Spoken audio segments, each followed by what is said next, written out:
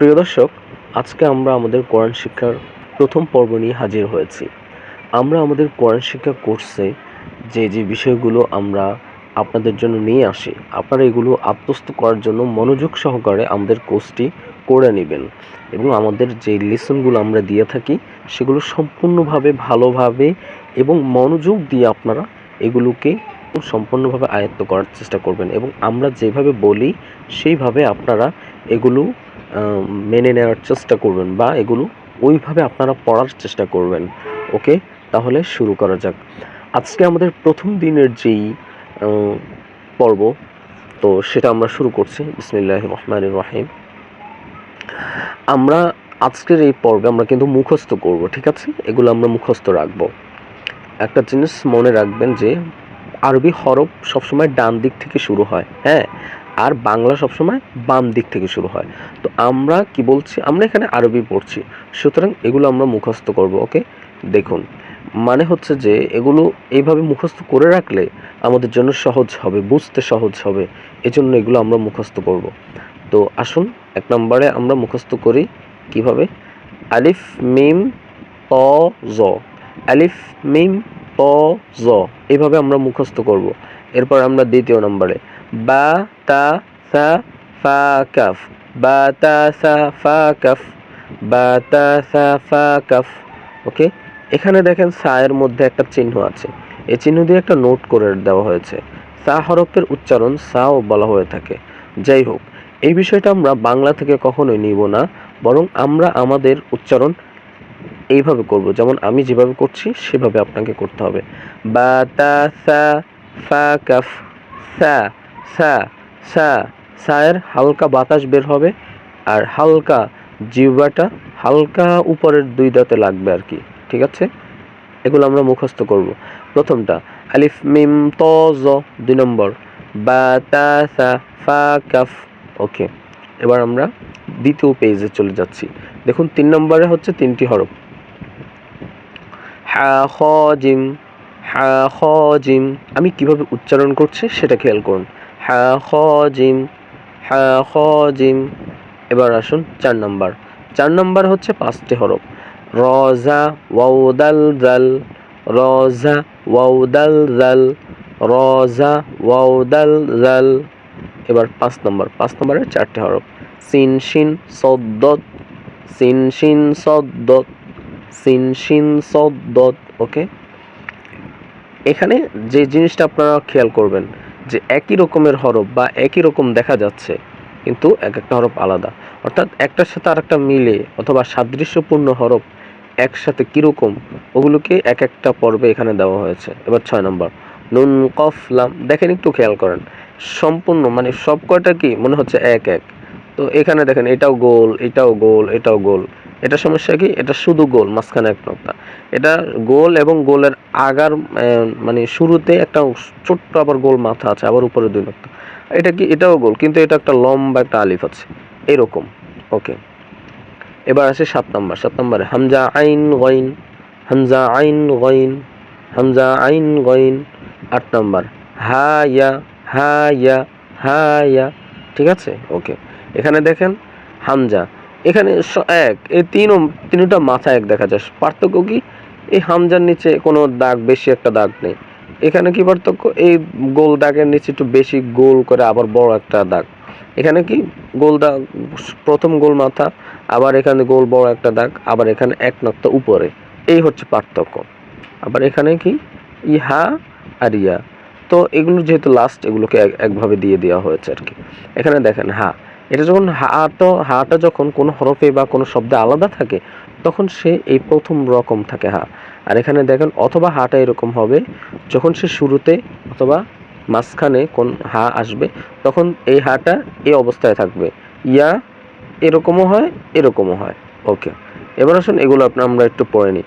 আলিফ বা তা সা জিম হা খ দাল জাল র জা সিন শিন صاد ضاد ط ظ عين غين فا قاف كاف لام ميم নুন ওয়াও হা হামজা ইয়া ইয়া।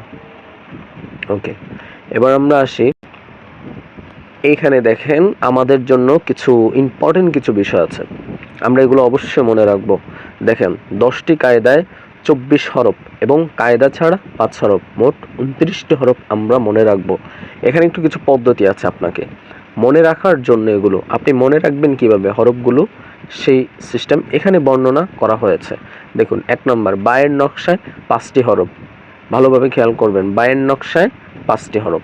দেখেন এটা আমরা মনে রাখবো। আর এখানে দেখেন নোক্তা কোথায় থাকে, উপরে নিচে না কোথায়। বায়ের নিচে সবসময় একটি নক্তা থাকে। তায়ের উপরে 2টি নক্তা থাকে। সায়ের উপরে 3টি নক্তা থাকে। নুনের উপরে একটি নক্তা। ইয়ার নিচে 2টি নক্তা। এখানে দেখেন একটা দাগ দিয়েই একটা বিষয় উল্লেখ করা হয়েছে, কিন্তু এটা আপনারা বুঝবেন কিনা। এখানে মূলত এটা হচ্ছে পরিপূর্ণ মূলত হচ্ছে এইটা, কিন্তু এটা কেন দেওয়া হয়েছে? এটা এই জন্য দেওয়া হয়েছে, মনে করেন এই সবগুলো হচ্ছে এক দাঁত। যখন এগুলো হরফে বা শব্দে ব্যবহার হবে, শব্দে কোনো আয়াতে, কোরআনের কোনো আয়াতে ব্যবহার হবে, তখন এগুলো এক দাঁত করে আসবে।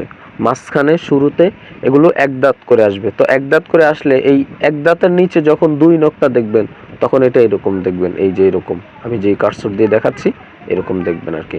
মনে করেন আপনি এই যে এগুলো আসবে, এগুলো অন্যান্য পর্বে এগুলো আসবে, আপনারা এখন যেভাবে আমরা দেখাচ্ছি সেটাই আপনারা দেখে নেন। যাই হোক, আসুন এবার 2 নম্বর, হায়ের নকশা 3টি হরফ রয়েছে, অর্থাৎ হায়ের মতো করে 3টা হরফ। হা, খ, জিম। হা কোনো নোক্তা নেই, খ উপরে একটি নোক্তা, জিম নিচে একটি নোক্তা। ওকে।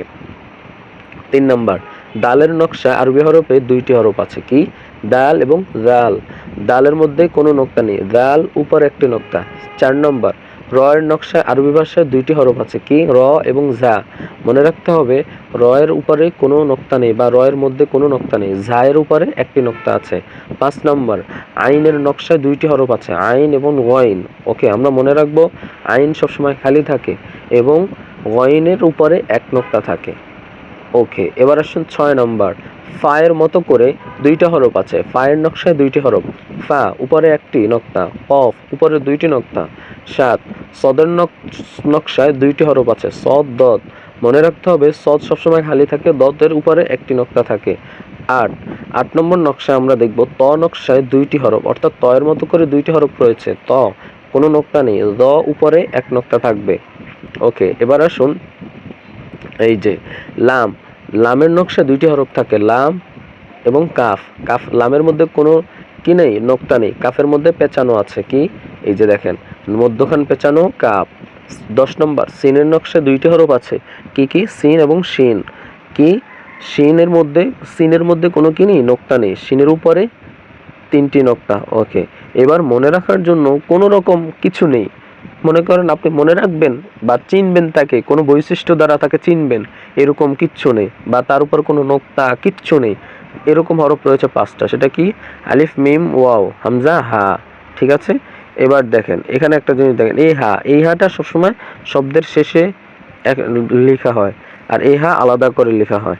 এখানে নোট আছে, হা এবং হা দুইভাবেই লেখা যায়। ওকে, এবার আসুন কোন নকশায় কয়টি হরফ মনে রাখবো আমরা। দেখেন বায়ের মধ্যে 5টি নকশা, দালের মধ্যে, অর্থাৎ বায়ের মতো করে 5 হরফ, দালের মতো 2 হরফ, রয়ের মতো 2 হরফ, ফায়ের মতো 2 হরফ, হায়ের মতো 3 হরফ, সদের মতো 2 হরফ, লামের মতো 2 হরফ, তয়ের মতো 2 হরফ, আইনের মতো 2 হরফ, সিনের মতো 2 হরফ, আলিফের মতো 1 হরফ, মিমের মতো 1 হরফ, ওয়ায়ের মতো 1 হরফ, হামজা আলাদা, হা আলাদা, ওয়াও আলাদা, মিম আলাদা, আলিফ আলাদা। ওকে, 29টি হরফ হয়ে গেছে।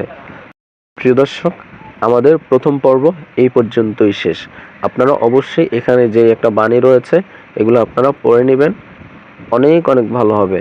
দেখেন এখানে দেখুন কি বলা হয়েছে, বলুন হে সার্বভৌম শক্তির মালিক আল্লাহ, আপনি যাকে ইচ্ছা ক্ষমতা প্রদান করেন এবং যার নিকট হতে ইচ্ছা ক্ষমতা কেড়ে নেন, যাকে ইচ্ছা আপনি সম্মানিত করেন আর যাকে ইচ্ছা আপনি অপমানিত করেন।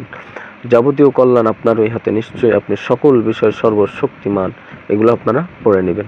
ওকে, ঠিক আছে, তাহলে ভালো থাকুন। আসসালামু আলাইকুম। আর হ্যাঁ, অবশ্যই লেসনগুলো ভালোভাবে খেয়াল করে বারবার দেখে নেবেন। একবার না বুঝলে দ্বিতীয়বার দেখবেন, তৃতীয়বার দেখবেন, তৃতীয়বার না বুঝলে চতুর্থবার দেখবেন, পঞ্চমবার দেখবেন, যতবার প্রয়োজন ততবার দেখবেন।